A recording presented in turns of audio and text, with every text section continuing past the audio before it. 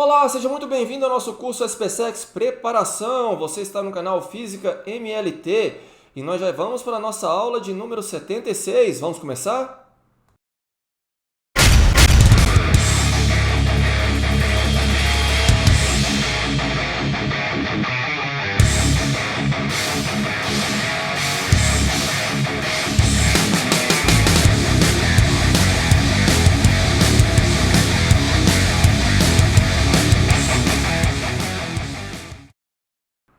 Para essa aula, nós vamos fazer uma rápida revisão nos conceitos de trabalho realizado pela força elétrica, energia potencial elétrico e também vamos falar rapidamente a respeito das superfícies equipotenciais e a relação entre o campo elétrico uniforme e as superfícies equipotenciais. Então é de suma importância que você também faça uma leitura do resumo dessa teoria no nosso material, tá certo? Então, sem mais delongas, vamos começar! Vamos lá, então, vamos iniciar o nosso assunto, o trabalho da força elétrica. Bom, vamos pegar aqui uma figura que vai nos auxiliar a estudar o trabalho realizado pela força elétrica. Então, nós temos aqui duas cargas, a carga Q1, você pode considerar a carga Q1 fixa aí, olha, com relação ao canto da tela do seu dispositivo, tá certo? E a carga Q2. A carga Q2, ela vai ser transportada desse ponto P1 até o ponto P2. Bom, nós podemos escolher qualquer trajetória, por exemplo, podemos escolher a trajetória 1 e podemos também escolher a trajetória 2, tá certo? Isso acontece porque a força elétrica dada aí pela lei de Coulomb, né, só varia com relação à posição, à distância, ela vai ser uma força conservativa. Bom, para calcular o trabalho, eu não posso usar aquela definição de trabalho, né? Força vezes deslocamento vezes o cosseno de θ. Até porque aqui a força não é constante, ela depende do inverso do quadrado da distância. Repare que os pontos P1 e P2, olha, eles não estão aqui na mesma distância de Q1, tá certo? Para determinar o trabalho realizado pela força elétrica, eu teria que, de fato, apelar para o gráfico da força versus o deslocamento, ok? Que cai com o inverso do quadrado da distância. Para calcular o trabalho por meio do gráfico, teria que pegar aí duas posições, delimitar a área, e aí não é uma área fácil de se calcular, eu teria que apelar para o cálculo integral, tá certo? Mas eu já vou dar aqui o resultado, olha, do trabalho realizado pela força elétrica para transportar a carga Q2 do ponto P1 até o ponto P2, tá certo? Vai ser igual a constante eletrostática K vezes Q1 vezes Q2 sobre R1. Repare que eu estou pegando aqui, olha, exatamente a origem, que é o ponto P1, tá certo? Menos K vezes Q1 vezes Q2 sobre R2, que é o destino da carga, lá no ponto P2. Independente da trajetória, pode ser a trajetória 1, pode ser a trajetória 2, tá certo? Bom, repare também que não aparece aqui o módulo, tá? Isso porque o trabalho ele é uma grandeza escalar, ele pode ser positivo como também pode ser negativo. E olha só que interessante, imagine que a carga Q1 seja uma carga elétrica positiva e a carga Q2 seja uma carga negativa. Então, é de se esperar que ela espontaneamente ela saia de P1 e chegue aqui em P2, que está mais próximo, tá? Tudo bem que você tem que guiar, olha, se você deixar, ela vai aqui em linha reta. Mas se você guiar, ela vem aqui na trajetória 1 ou na trajetória 2 espontaneamente. Tá certo? Isso mostra que o trabalho realizado pela força elétrica, nesse caso, vai ser positivo. Tá certo? Agora, do contrário, se a carga Q1 é positiva e a carga Q2 também é positiva, ela não vai espontaneamente da posição 1 para a posição 2. Você tem que realizar esse trabalho, você tem que gastar essa energia. Tá certo? Então, aqui, de fato, você tem que usar o sinal das cargas, ok? Então, não existe o módulo. E outra coisa que você tem que ficar atento é que aqui não aparece quadrado, tá certo? Aqui é simplesmente o inverso da posição, ok? Bom, nós podemos imaginar o seguinte, como a força elétrica, nesse caso, é uma força conservativa, ela só depende aqui, olha, de alguma coisa que acontece no início e alguma coisa que acontece aqui no fim, tá? Essa coisa que acontece aqui no início é o que nós chamamos de energia potencial elétrica quando o Q2 se encontra na posição 1. E aqui, olha, no fim, é a energia potencial elétrica quando o Q2 se encontra aí na posição 2, tá certo? Então, no fundo, esse trabalho é dado aqui, olha, pela diferença, não é variação, tá? É diferença da energia potencial elétrica. Ou, se você quiser pensar em termos de variação, é menos a variação da energia potencial elétrica, tá certo? Potencial elétrico. Então, vamos lá, vamos definir o que vem a ser o potencial elétrico. Imagine que eu tenho aqui uma carga pontiforme Q, pode ser positiva ou pode ser negativa, e eu tenho um determinado ponto P do espaço, tá certo? Bom, esse ponto P do espaço, ele tem o que nós chamamos de potencial elétrico. É bem verdade que essa carga pontiforme também gera nesse ponto P um campo elétrico, que pode estar apontando no sentido de afastamento da carga, se ela for positiva, ou no sentido de aproximação da carga, se ela for negativa. E também tem o que nós chamamos de potencial elétrico. O que significa, então, esse potencial elétrico? Bom, você pode imaginar o seguinte, quando eu colocar uma segunda carga nesse ponto P, então esse sistema aqui de duas cargas passa a ter uma energia potencial elétrica, tá certo? Então, dizer que um ponto tem potencial significa dizer que, à medida que você colocar uma carga nesse ponto, você tem aí uma energia potencial, tá certo? Bom, o potencial gerado por uma carga pontiforme vai ser dado por K vezes Q sobre a distância, tá certo?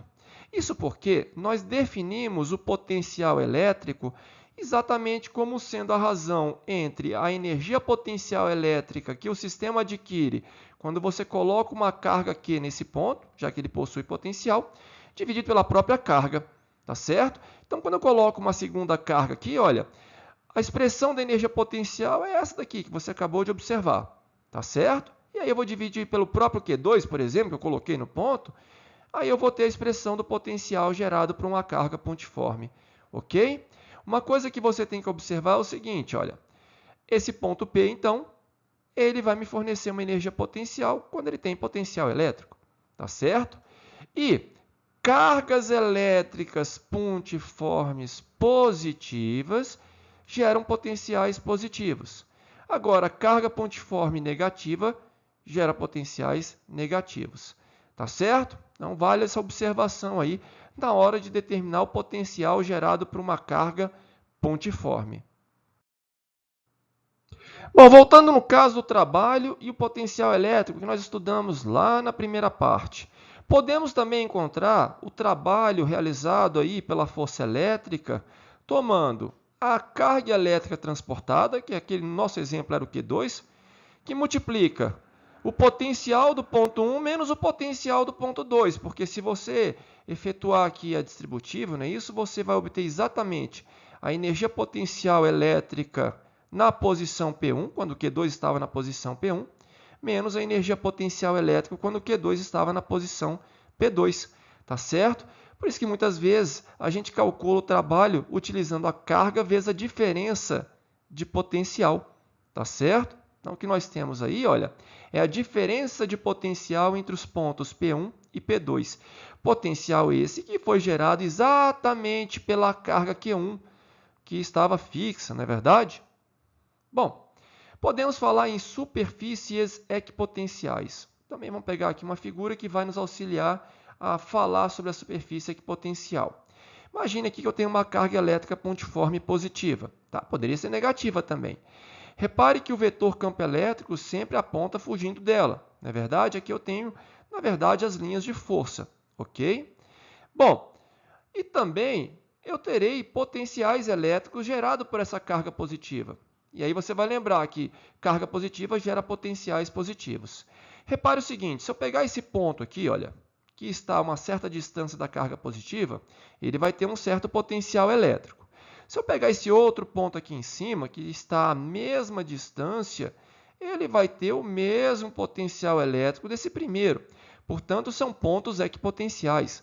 Na verdade, todos os pontos que estão aqui ao redor da carga, que estão à mesma distância, eles possuem o mesmo potencial. Então, eu tenho aqui, olha, uma linha equipotencial. Acontece que, claro, a carga não existe somente no plano, ela existe no espaço. Então, na verdade, o que você vai ter aqui é uma superfície envolvendo a carga, no caso, uma superfície esférica, não é isso? uma casca esférica representando uma superfície equipotencial, ok? E eu vou ter aqui uma diversidade de superfícies equipotenciais. Olha, eu tenho uma outra superfície equipotencial aqui, olha. Tá certo? Bom, você vai observar também o seguinte. Como esse ponto está mais distante da carga, então o potencial dele é menor do que esse primeiro, não é verdade? E olha para onde aponta o campo elétrico. Ele aponta exatamente para onde o potencial diminui. Tá? Sempre vai ser assim. Se eu tivesse uma carga negativa, você ia dizer, mas esse ponto aqui para a carga negativa está mais próximo, então o potencial dele é maior. Em módulo é verdade, mas em módulo. Porque, na verdade, o potencial é negativo. E aí o campo elétrico estaria apontando para a carga e o potencial diminui exatamente para a carga, já que ela é negativa. Tá certo? Então, existe essa relação entre o campo elétrico, ou melhor dizendo, as linhas de força do campo elétrico e as superfícies equipotenciais. Outra coisa, o vetor campo elétrico ele sempre vai ser perpendicular às superfícies equipotenciais. Pois, se eu tivesse um campo elétrico aqui, olha, oblíquo, né, formando um certo ângulo, então eu teria uma força aqui, olha, quase que tangente, né, paralela aqui, pronto, à superfície equipotencial, tangente, vamos melhor dizendo, tangente. Então, se eu tenho uma força tangente, um campo elétrico, perdão, tangente, eu teria uma força tangente. Então, essa força poderia realizar trabalho. Mas como ela vai realizar trabalho se ele está indo de um ponto de uma superfície para outro ponto da mesma superfície? Uma vez que o trabalho realizado pela força elétrica depende da diferença de potencial. Se não tem diferença de potencial, não teria trabalho. Então, eu não posso ter uma força aqui tangente. Então, necessariamente, o vetor campo elétrico ele é perpendicular às superfícies equipotenciais. Tá certo? Bom, o potencial e o campo elétrico uniforme. Já sabemos que o campo elétrico uniforme é um campo elétrico que é constante em módulo, direção e sentido. E você representa por meio de linhas de força que são retas paralelas e igualmente espaçadas. Aqui eu coloquei em perspectiva 4 linhas de força, tá certo? Para você observar o que acontece aqui nesse campo elétrico uniforme, ok? Bom, nesse caso, as superfícies equipotenciais serão planos, tá? E planos perpendiculares às linhas de força. Aqui vai se confundir com o vetor campo elétrico, tá certo? Bom, eu tenho aqui duas superfícies equipotenciais, a superfície 2 e a superfície 1. Novamente, o vetor campo elétrico ele aponta para onde o potencial diminui. Então, o potencial da superfície equipotencial 1 é menor do que o potencial da superfície equipotencial 2. Tá certo? Bom, eu posso até demonstrar aqui, mas eu não quero perder muito tempo, tá certo? Em determinar qual o trabalho realizado. Então, o trabalho realizado aqui, nesse caso, eu posso pensar na força vezes o deslocamento vezes o cosseno de θ. No caso aqui vai ser o ângulo zero, portanto, o cosseno de zero a unidade. Ok? E, por sua vez, o trabalho também pode ser calculado por meio da carga vezes a diferença de potencial. Se eu fizer isso, eu vou encontrar a relação entre a diferença de potencial entre as superfícies 2 e 1, tá certo? E o campo elétrico, né? Ou melhor dizendo, o módulo do campo elétrico. Então, a DDP, nesse caso, entre a superfície 2 e a superfície 1, tá? Para manter aqui o sinal positivo, uma vez que o potencial aqui da superfície 2 é maior do que o potencial da superfície 1, isso aqui vai ser igual ao módulo do campo elétrico vezes a distância entre as duas superfícies equipotenciais. Ok? Bom, é até um exercício para você treinar, tentar deduzir essas fórmulas, que elas não são difíceis, tá? Somente, de fato, aquela inicial para você encontrar o trabalho realizado aí pela força elétrica. Então, vamos lá, vamos trabalhar. Pegue aí o nosso material na página 35, questão de número 18. Espero que você tenha feito aí uma leitura bem atenciosa do enunciado. Então, vamos lá. Vamos para a solução. Vou pegar aí a figura que foi colocada novamente aí no enunciado, tá certo? Bom, então nós temos aqui duas cargas, uma carga negativa e mais outra carga negativa. As duas estão a uma distância A minúsculo, do ponto A maiúsculo, tá certo? Então vamos lá, vamos responder aí a letra A. Ele quer saber qual o valor da posição X aqui, olha, tá certo? Em que eu vou colocar uma carga de tal forma que o potencial A seja zero. Bom, o potencial resultante é a soma dos potenciais, já que o potencial elétrico é uma grandeza escalar. Tá certo? Bom, eu tenho aqui o potencial dado no ponto A pelas duas cargas negativas menos 2K vezes Q sobre a distância A. Tá certo? Bom, acontece que eu quero que o potencial seja nulo. Tá? Potencial tem que ser nulo. Então, eu tenho a contribuição do potencial das duas cargas negativas. Vou colocar uma carga positiva Q no ponto X. Agora, qual é a distância dele? A sobre 2. Tá certo? Então, se você colocar aqui uma carga positiva que está a uma distância A sobre 2 do ponto A, o potencial resultante no ponto A vai ser zero.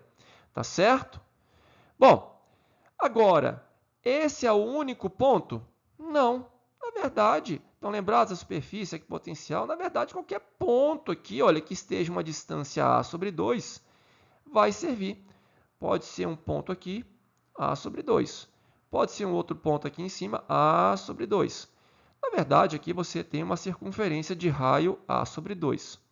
Ou até mesmo, se você imaginar, uma carga que está saindo aí da tela do seu dispositivo, mas que esteja uma distância A sobre 2.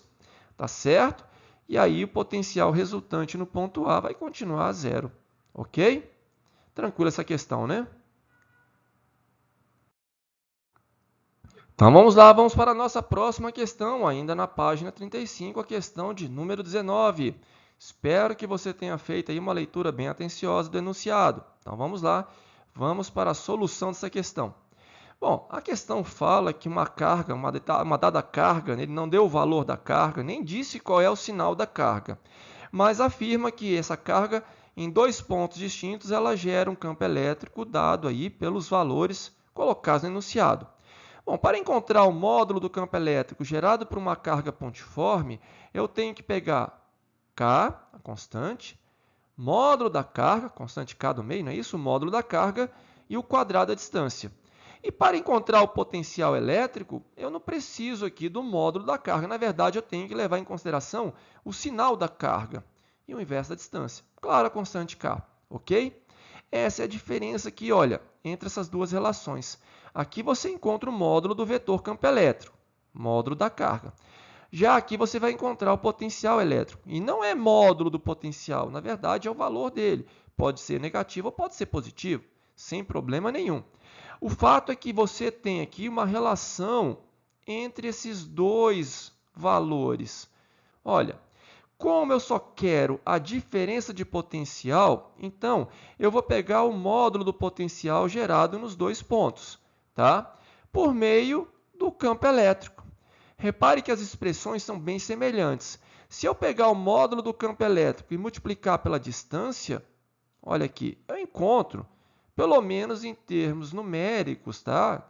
Tirando o sinal, o valor do potencial elétrico. E é isso que eu vou fazer, calcular essa diferença de potencial a partir aqui do campo elétrico, tá certo?